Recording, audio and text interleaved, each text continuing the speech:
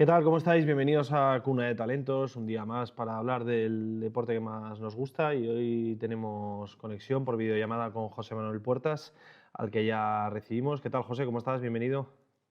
¿Qué tal, Esteban? ¿Cómo estás? Encantado de estar contigo. Bueno, lo primero hablaremos de muchas cosas relacionadas con el baloncesto, pero quería empezar primero por hablar de tu libro. Digo, que luego no nos enredemos con otras cosas y no lo mencionemos como merece, y que nos presentes un poco los bad boys del baloncesto europeo. Bueno, iremos viendo algunas fotos ya de presentaciones del propio libro, pero que nos cuentes de esos bad boys del baloncesto europeo. Bueno, pues mira, yo creo que es un libro que, a ver, para la gente que no lo tenga tan ubicado, es mi tercer libro sobre baloncesto. El segundo fue, a petición de Ediciones JC, Juan Carlos Rentero, pues un libro sobre bad boys de la NBA, ¿no? En el que se trataban 25 perfiles de jugadores que, habiendo sido muy buenos jugadores de baloncesto, pues todos ellos de algún modo habían en algún momento alterado los cimientos de la NBA, ¿no? Por su comportamiento en la cancha o fuera de ella, ¿no? Y bueno, pues yo creo que de forma un poco natural, una vez que el libro se publicó y funcionó bastante bien, el Bad Boy de la NBA, pues Juan Carlos Rentero me sugirió la posibilidad de hacer un libro de Bad Boys de baloncesto español. Yo le dije que español se me quedaba un poco corto, que consideraba que, bueno, hay muchas historias que hemos vivido aquí, relacionadas con el baloncesto serbio, con el baloncesto griego, con el baloncesto italiano, y que la hemos vivido como rivales desde España y jugadores que, bueno, son sobradamente conocidos aquí, pese a no ser españoles, ¿no? Y entonces, bueno, a él le pareció bien y de ahí surge este Bad Boys de baloncesto europeo que, a diferencia del Bad Boys de la NBA, el Bad Boys de la NBA pues, es una profunda búsqueda bibliográfica, bueno, de entrevistas, de reportajes, de documentales que se han publicado sobre estos 25 perfiles. Y aquí existe ese trabajo también, son 14 los que he elegido finalmente, pero hay una diferencia que yo me planteé desde el primer momento y una línea roja, que es que yo quería hablar con los bad boys del baloncesto europeo, ¿no? Entonces, todos ellos están entrevistados en el libro, ¿no? La selección de 14. Y, por tanto, esa línea roja hace que aquel que no ha querido ser entrevistado no esté en el libro, porque yo quería no solo dar, pues eso, datos, recorrer su biografía, su trayectoria, sus andanzas, sino también tratar de entenderles mejor, ¿no? Sobre todo hablando con ellos y poniendo un poco, pues, en perspectiva lo que ellos pensaban de por qué se comportaban de una forma u otra en la cancha, ¿no? Y yo creo que ese es el valor añadido de este libro respecto al otro, si te parece. Pues quería precisamente hablar de esto y sin restar ni mucho menos mérito ni valor al libro de los Bad Boys, pero sí que cuando lanzaste los Bad Boys de baloncesto europeo me pareció original en ese sentido, porque es verdad como que lo de los Bad Boys de la NBA lo hemos escuchado alguna vez, y aquí en Europa teníamos una serie de Bad Boys, pero no estaban, no sé si catalogados en conjunto como tal. Yo siempre digo, habrá quien esté de acuerdo y quien no, que en Estados Unidos que te llamen Bad Boy es casi una medalla al mérito Sí, y sí. ellos lo llevan muy a gala. Y en Europa que te digan Bad Boy no suele gustar. La gente que está en Europa, que no ha tenido relación sobre todo con la cultura americana, no le suele gustar que le digan, oye, voy a hacer un libro de los Bad Boys y quiero que estés tú. Les chirría un poco, ¿no? Es verdad que hay algún americano en el libro, gente que ha estado en el baloncesto europeo muchos años y que, bueno, pues por ejemplo, Joan Laucas, ¿no? Que ha estado muchos años y que está afincado en España, pero él viene con esa mentalidad europea. O Ramón Rivas, que no es estadounidense, es puertorriqueño, pero bueno, estuvo en universidad en Estados Unidos y también viene un poco de esa mentalidad distinta y ellos están encantados de que le llamen Bad Boy. ¿Por qué? Porque tienen esa concepción americana, ¿no? En Europa cuesta un poco más, ¿no? Y de hecho algunos de los posibles protagonistas del libro no han querido, pues, que se les etiquete, ¿no? Pero bueno, pues otros la verdad es que no han tenido ese problema, ellos reconocen que han sido bad boys en la cancha, algunos de ellos también fuera de la cancha y bueno, pues como te digo, hay 14 perfiles ahí muy variopintos, gente que ha sido importante en el baloncesto español, gente de selección española, pero también gente de equipos de zona baja, permanencia, pues, por ejemplo, Salvaguardia, ¿no? Que ha sido un jugador que durante muchos años se ha pegado con mucha gente en las canchas y ha Sí, sido un sí, sí. tipo de estos que si lo tenías en tu equipo bien, pero si estaba en el otro te caía muy gordo, ¿no? Pues Salva habla además. Salva, curiosamente, para ser español es de lo que podría ser americano, ¿no? Porque habla sin ningún tapujo de cómo él se comportaba, ¿no? Y luego siempre digo que llevo como muy a gala el haber podido hablar con Kaspas Cambala, ¿no? Cambala fue, Ujú. bueno, pues Pasó un año en el Real Madrid, acabó aquello como el Rosario de la Aurora, Sí. uno de los peores Real Madrid de la historia. Campbell acabó peleado con todo el mundo y en su último partido tiene aquella escena famosa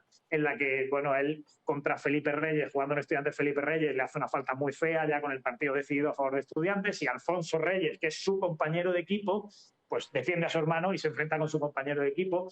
Bueno, pues luego Campbell, después de salir del Madrid, Campbell llega al Madrid como una superestrella europea. Desde el FS Pilsen le había metido, creo que eran 45 puntos al Barça la temporada anterior en un partido de Euroliga. Pero una vez que sale del Madrid ya, digamos que llega a su caída a los infiernos, ¿no? Deportiva y vital, porque él termina dando un positivo por cocaína, bueno, termina se retira de baloncesto joven, termina incluso haciendo kickboxing en Estados Unidos, se convierte un poco en un meme, en fin. Pero bueno, yo estuve insistiendo mucho porque te digo que lo llevo muy a gala, porque desde que él salió del Real Madrid, él no ha dado una entrevista en profundidad a un periodista español. Y yo entiendo que él vería a los periodistas españoles un poco como enemigos, ¿no? Porque claro, él fue un poco el malo de la película. Y bueno, la historia es que yo era amigo de Facebook de Campbell antes del libro, lo tenía como amistad de Facebook, y bueno, pues cuando empecé a pensar en posibles protagonistas del libro, pensé en Campbell claramente, ¿no? Y le escribí de primera, me costó casi un año convencerle, pero bueno, le convencí, tuvimos una entrevista muy larga, muy extensa, y yo creo que es interesante escuchar, porque de Campbell siempre hablan los demás del Campbell del Madrid, ¿no? Habla, pues eso, Alfonso Reyes, habla Alberto Herreros, habla Alex Mumbrú, hablan los que convivieron con él, pero yo creo que nunca habíamos escuchado o leído a Campbell hablar de su etapa en el Madrid, ¿no? Y del Madrid, de lo que le pasó después. Y me parece muy interesante, y creo que, bueno, pues con Campbell como otros, creo que es interesante también ponernos un poco en su piel, ¿no? Y bueno, habrá quien le guste más, quien le guste menos, pero ahí tiene un poco sus reflexiones.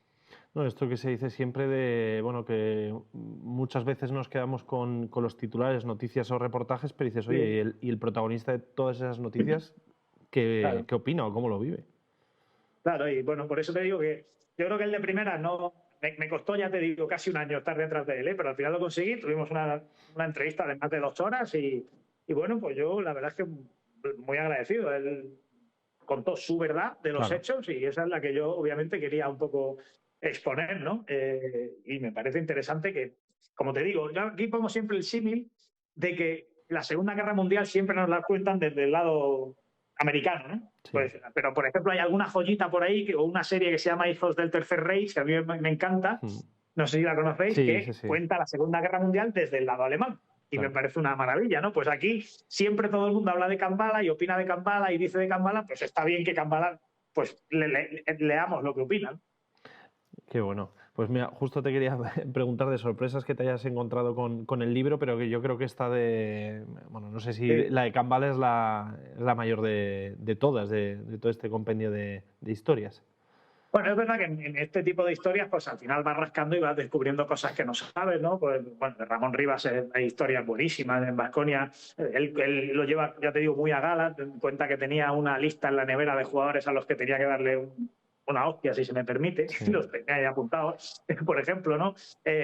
Pues yo qué sé, descubrir, como te digo, ese salvaguardia de esos playoffs de descenso, ahí es que la gente se juega mucho, ¿no? Sí. No te digo la vida, pero se está jugando un contrato, se está jugando la estabilidad de una familia, la estabilidad de un club, y ahí la tensión es máxima, ¿no? Hoy día no existen los playoffs de descenso, pero él sí lo vivió, ¿no? Yo qué sé, por ejemplo, la portada del libro es Dino Meneguín. Y poder hablar con Dino Meneguín largo y tendido. La gente quizá más joven no lo recuerde, pero Dino Meneguín en los 70 y 80, pues si no ha sido la mayor figura del baloncesto europeo, cerca ha estado. En los 70 seguro, y en los 80, bueno, sí, ya estaban que si los Petrovic y toda esta gente, pero Dino Meneguín seguía siendo una superestrella, ¿no? Y el emblema del baloncesto italiano, y uno de los tipos más temidos, pero no temidos por el hecho de miedo, sino temidos de respeto, ¿no? Era un tipo que infundía mucho respeto en una cancha, ¿no? Porque si tenía que soltar un codazo lo iba a soltar, ¿no? Entonces con Dino Meneguín no se podía jugar, ¿no? Pues para mí hablar con Dino Meneguín fue un auténtico lujo. Gente como Juanito de la Cruz, que vino al Barça y cambió un poco la historia y el devenir del baloncesto español con el Barça y la selección española, ¿no? Gente muy importante y bueno, otros menos conocidos quizás. aficionado al baloncesto, todos son sobradamente conocidos, ¿no? Y luego, bueno, pues también, como te decía, bucear un poco por el baloncesto griego, por el baloncesto serbio, pues Giorgos Sigalas, que en su época fue, en aquella época de los primeros de los 90, en la que el baloncesto se jugaba a 50 puntos, el mejor defensor de Europa era Giorgos Sigalas, que era el capitán del Olympiacos, ¿no?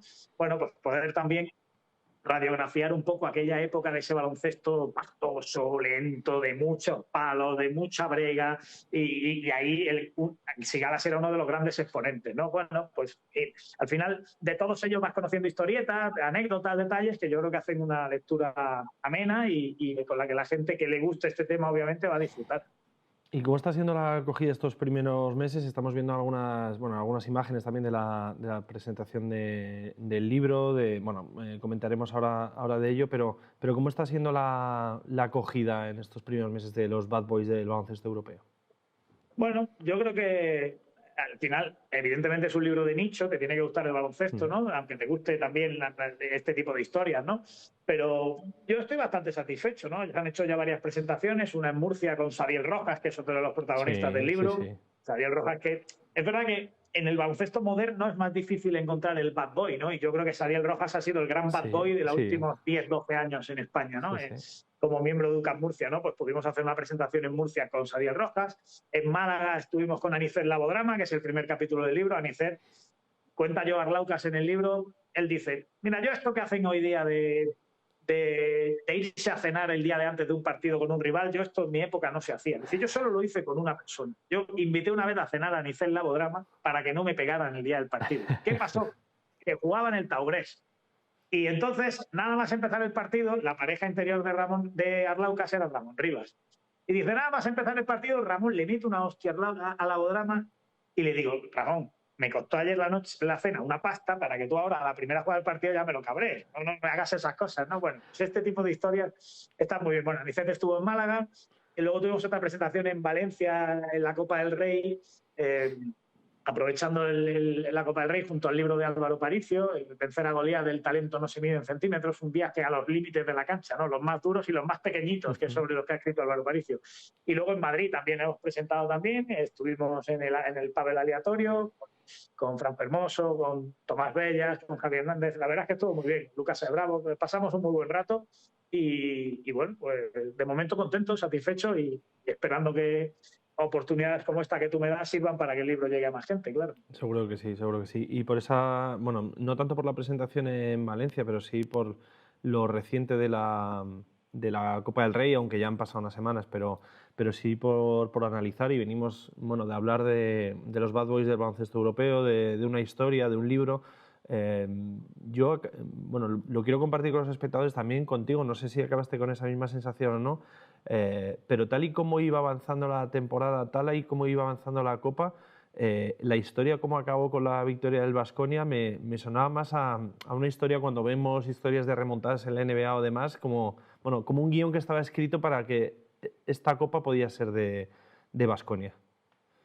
Bueno, es verdad que si uno echa la vista atrás solo unos días antes de la Copa y ve el último partido de Baskonia antes de la Copa del Rey y se encuentra que, bueno, primero Sedekerski, jugador importantísimo para ellos, está fuera, con una lesión de tobillo de la cual se ha operado después de la Copa y que le va a seguir manteniendo fuera una semana. Y luego que en ese partido en Bilbao, derbi vasco, caen lesionados 3 jugadores muy importantes, uno de ellos en el salto inicial, Khalifa Diop, se lesiona la rodilla y está fuera todavía sin poder jugar, y luego Marcus Howard y Rodion Skurus, que son 2 pilares importantísimos, uno en la rodilla, el otro en el tobillo.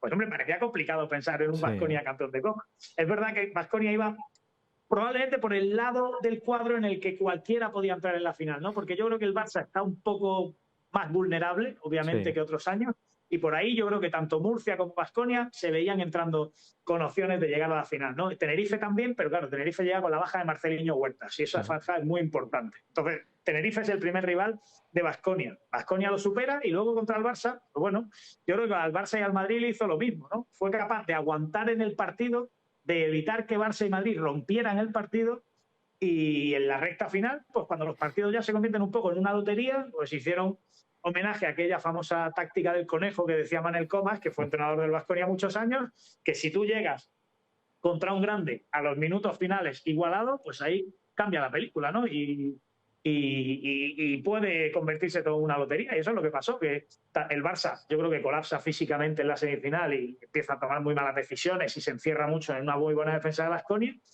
Y el Madrid, pues bueno, pues no estuvo bien, no es capaz de romper el partido. Recuerda que empieza 13-2 Sí. el partido y luego creo que en el tercer cuarto el Madrid se vuelve a poner 10-12 puntos arriba, pero a este Madrid es evidente que le cuesta sostener ventajas, ¿no? Lo estamos viendo durante toda la temporada en Euroliga también.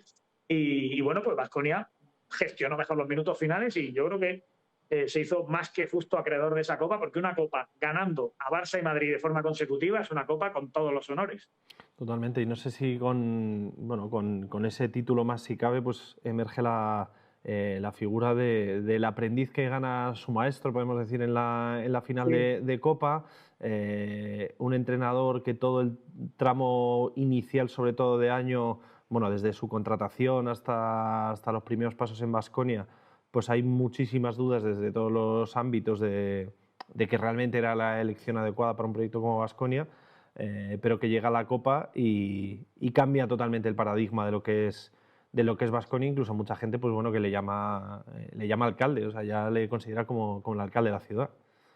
Sí, hay muchas historias en torno a Pablo Galviati, ¿no? Es un entrenador que debuta en la Liga ACB, por ese motivo, de hecho, le ponen un segundo entrenador con experiencia en la liga, como es Pablo Pin, que ha estado muchos años entrenando al Covirán Granada, para que le aporte ese conocimiento de la liga que no tiene. Galviati es un entrenador que viene con, bueno, cierto éxito de Italia, donde había ganado 2 copas, con Torino en 2018, con Trento el año pasado, pero como tú bien dices, maestro y aprendiz, él mismo lo dice en la rueda de prensa previa a la final.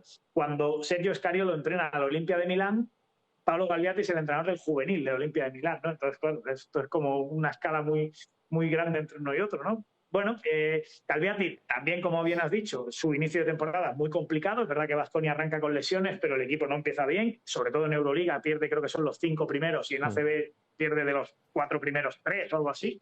Así que, bueno, para un Baskonia que además venía de no jugar la Copa los 2 últimos años, de no jugarla en 4 de los últimos 6, pues la presión de la Copa era muy importante, ¿no? Y ellos tenían el foco en la Copa muy puesto, me consta, desde el principio de curso, ¿no? Y bueno, pues la verdad es que él ha ido rearmando al equipo poco a poco. Yo creo que otra clave importante es lo bien que ha fichado Baskonia con la temporada empezada, que esto no siempre Baskonia lo ha hecho, pero este año yo creo que con la llegada de Che y Puyol ha dado un paso ahí y ha fichado a 3 jugadores que le han dado mucho rendimiento con la temporada empezada, que eso no es fácil, que son Kobe Simons, Gitas Radzevičius y Eugene Omoruyi, y bueno, de hecho 2 de ellos son capitales en la Copa, Radzevičius y Omoruyi, y bueno, pues Baskonia ha llegado a la Copa en su momento idóneo, ¿no? Sobre Galviati, ahora vamos a ver si es un entrenador también para poder pelear por cosas mayores. La Copa es evidente que se le da muy bien, ya te digo que es la tercera que gana, 2 en Italia y esta en España. De torneos cortos es muy bueno. Vamos a ver ahora cómo acaba la temporada. En Euroliga ellos ya están bastante fuera de todo, pero su objetivo ahora tiene que ser, pues en la Liga Andesa,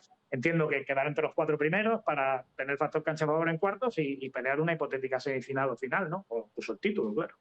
Totalmente. Y quería ahora comentar contigo un tema, pues bueno, que sale de manera recurrente cuando son campeonatos de España, campeonatos de España, selecciones autonómicas, pero quizá el momento cumbre es la minicopa, ¿no? De que se hable de todos estos temas. Tú lo has tratado no solo en tus redes sociales, también en Tirando a Fallar, en Es Radio. Pues yo creo que también un poco a raíz, bueno, de lo que vemos todos, pero también de un comunicado que saca la Asociación de Baloncestistas Profesionales, intentando recabar votos y apoyos de gente para de alguna manera repensar la situación de todas estas categorías de formación, qué se está haciendo mal. Yo creo que más o menos podemos estar de acuerdo en lo que es, bueno, en ciertas prácticas que se vienen haciendo muchos años, pero que parece que cada vez se acentúa más, ¿no? Y situaciones que desvirtúan la competición y que realmente, pues que a lo mejor no está solo el problema ahí, pero que probablemente sea unas patas del problema, una competición totalmente desvirtuada sin presencia de jugadores nacionales. Bueno, yo para empezar, lo que quiero decir, Esteban, es que evidentemente la estructura de baloncesto de cantera en España es muy buena, ¿no? Por eso vienen tantos jugadores europeos, africanos, por supuesto, y hay muchos jugadores, pues yo qué sé, gente como Luka Doncic, que en lugar de formarse en Ljubljana deciden formarse en el Real Madrid, porque aquí a nivel de competiciones, de estructura, de entrenadores, pues hay muy buen nivel, ¿no? Sí es verdad que, pues como tú bien has dicho, yo creo que se está pervirtiendo un poco el sistema excesivamente en los últimos años, ¿no? Hay cada vez más equipos que en categorías inferiores, no hablamos de una liga endesa, sino que hablamos de un junior, de un cadete, pues los tenemos copados de extranjeros, ¿no? Y esto a mí no me parece mal, porque creo que los extranjeros pueden subir el nivel, pero claro, llega un momento que es un poco ya excesivo, porque el objetivo al final de estos clubes muchas veces es ganar, ¿no? Y ganar en cadetes no sé hasta qué punto es importante ganar en infantiles, ¿no? El objetivo en esas edades pues debería ser primero formar y luego, oye, si terminas ganando, bien, pero el objetivo no tiene que ser tanto tener un fichaje de un jugador dominante que yo sé que no va a ser profesional pero que domina en cadetes, ¿no?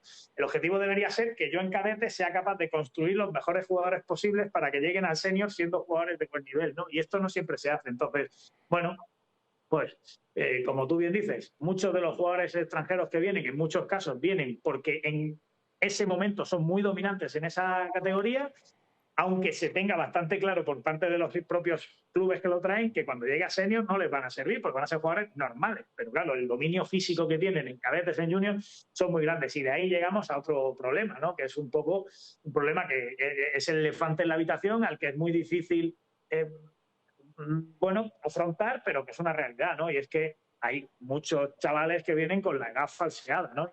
Y que realmente pues juegan teniendo 18 años como si tuvieran 14. Ese es el problema, ¿no? Porque se certifica en su país de origen que tienen 14 años. Y esto es una realidad que todos sabemos que existe, que es difícil de afrontar.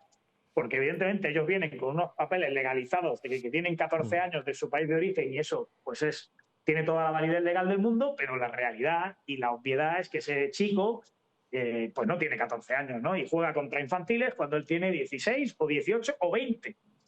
Claro, cuando llega a ser un senior, ya lo que tiene son 25 o 23 o 22 y realmente no tiene tanto nivel, porque cuando se enfrenta a hombres, pues ya es un jugador muy normal, ¿no?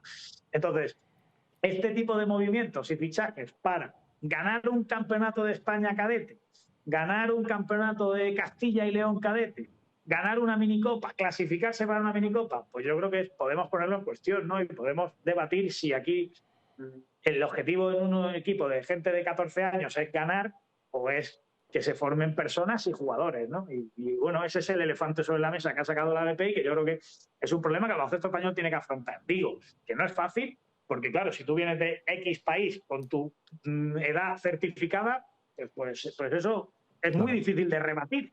Pero la realidad que se ve es que hay jugadores que, bueno, evidentemente no tienen la edad que certifican tener y que luego, cuando llegan a los 18 o 19 años y ya no les sirven, entre comillas, a los clubes de cantera, pues son chavales que encima tienen problemas para estar en España, para saber qué hacer o a qué dedicarse. Algunos juegan Liga EVA, pero otros no les da ni para jugar en Liga EVA, ¿no? Y es un problema personal de estos chavales que al final no son más que víctimas de eso que es una mafia, que es una realidad, ¿no? Porque es así y los chavales sobre los que en algún caso se pone el foco con fotos o con imágenes y tal, yo no voy a nombrar a ninguno porque evidentemente primero hay que tener pruebas y segundo, no se trata de poner el foco en el chaval, insisto, trata de poner el foco desde mi punto de vista en ese tipo de mafias y de sistemas que están trayendo a chavales con edad falsificada, ¿no?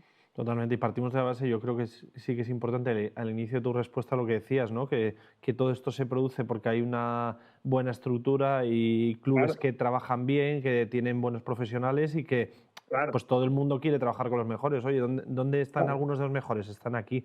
En España. Pero claro, y ya estamos llegando al final de la entrevista, pero sí te quería hacer una reflexión de esto, de partiendo todo lo bueno que tenemos, hay esa, no sé cómo llamarlo, pero esa vía de escape o por donde hace aguas el baloncesto en España de cantera, que es con esto, y con otro, aunque bueno, la Federación Española de Baloncesto parece que se está poniendo con ello y ha habido un viaje de Chus Mateo y con el responsable de todo ese seguimiento en Estados Unidos con Daniel Gómez, que se está intentando, pues de alguna manera, a ver cómo podemos cuidar y hacer seguimiento de todos esos españoles que llegan a los 18, 19 años y es que realmente se van a Estados Unidos porque es que es la mejor opción que tienen delante para sus siguientes años de carrera. Durante muchos años eso ha sido una opción romántica, ¿no? De decir, bueno, puedes intentar ser profesional o puedes irte allí y a lo mejor llegas a ser profesional, pero si no, tú te garantizas que vas a venir hablando inglés, que vas a venir con tu carrera. Hoy día esto ya no es así. Hoy día no es solo el inglés, no es solo la carrera, es que hay muchísimo dinero encima de la mesa. Es que la mayoría de esos jugadores que todos tenemos en la cabeza, a lo mejor no a Daimara o Mario Sansuperi, pero muchos otros van a cobrar el mayor contrato de su carrera en los años de universidad en Estados Unidos. ¿Cómo no se van a ir, no? Pues evidentemente se van a ir, van a tener una carrera, van a tener una experiencia viviendo en el extranjero, van a seguir desarrollándose como jugadores y encima van a ganar una pasta. Pues claro, yo me iría también, normal. Lo raro es que Sergio de la Rea no se haya ido, que es el eslabón perdido casi, que es el único que no se va a ir, ¿no? Porque el resto se van a ir casi todos, ¿no? Y es lo normal.